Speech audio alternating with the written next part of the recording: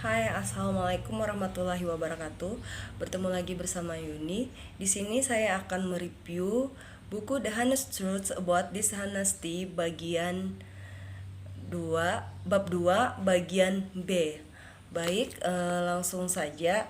Dalam bab 2 ini, yang B, kebenaran jujur tentang dishonest golf. Dalam bab ini, penulis mengupas secara mendalam sisi etika dan kejujuran dalam olahraga golf. Olahraga yang selama ini sangat dikenal menjunjung tinggi nilai-nilai integritas dan pengawasan diri. Di sini penulis melalui pendekatan riset yang cerdik, penulis mengajak semua pembacanya untuk melihat bagaimana perilaku yang tidak jujur ternyata juga hadir di tengah olahraga yang terhormat, yaitu olahraga golf.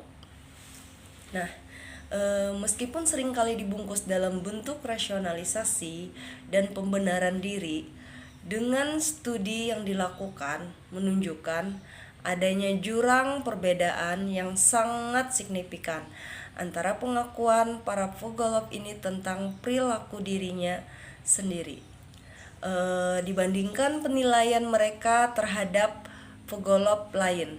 Nah, ini ketika diminta, yaitu berbicara tentang orang lain, mereka cenderung menggambarkan tingkat kecurangan yang lebih tinggi, seperti memindahkan stik sebanyak 23%, menendang bola sebanyak 14%, atau mencatat skor salah sebanyak 15%. Nah, namun saat membicarakan tentang diri mereka sendiri, angka tersebut berbalik, yaitu jauh lebih rendah.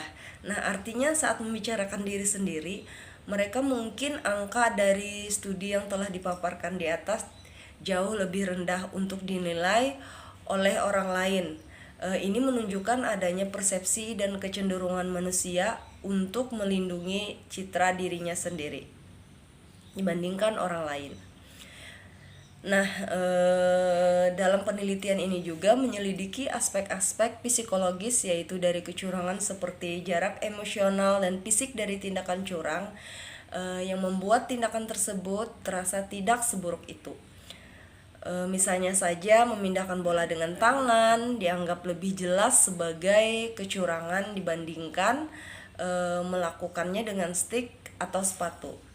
Nah, karena jarak fisik yang memperkecil rasa bersalah, fenomena ini mencerminkan mekanisme rasionalisasi moral yang ditemukan juga dalam konteks kehidupan nyata, yaitu termasuk di dalam dunia bisnis. Di dalam buku ini juga menyinggung tentang pengunduran diri mulligan, yaitu sebuah praktik umum dalam permainan casual, namun secara teknis tetap termasuk pelanggaran jika tidak disepakati sebelumnya. Nah, menariknya tingkat penerimaan terhadap mulligan lebih tinggi di lubang pertama, misalnya yaitu 40% daripada di lubang ke 9, yaitu 15%.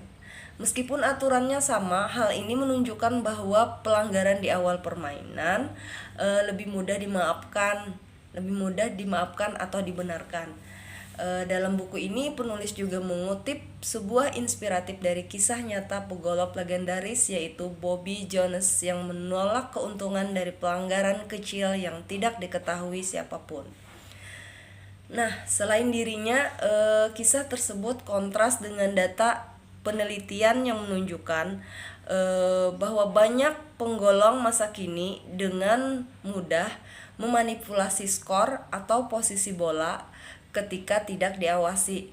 Nah, jadi kesimpulan dari bab 2 bagian B ini, penulis di sini bukan sekedar tentang menerangkan tentang permainan golf, melainkan refleksi mendalam tentang moralitas manusia di sini, yang mengangkat tema tentang kejujuran, pengawasan diri, dan bias kognitif yang relevan tidak hanya di lapangan golf, tetapi juga di ruang rapat atau kehidupan sehari-hari dan interaksi sosial. Golf dalam hal menjadi cermin yang memperlihatkan bahwa meskipun manusia ingin dianggap jujur, mereka seringkali tidak jujur, tentang ketidakjujuran yang mereka perbuat sendiri. Nah, demikian penjelasan saya tentang buku The Honest Truth About Dishonesty bab 2 bagian B. Terima kasih. Wassalamualaikum warahmatullahi wabarakatuh.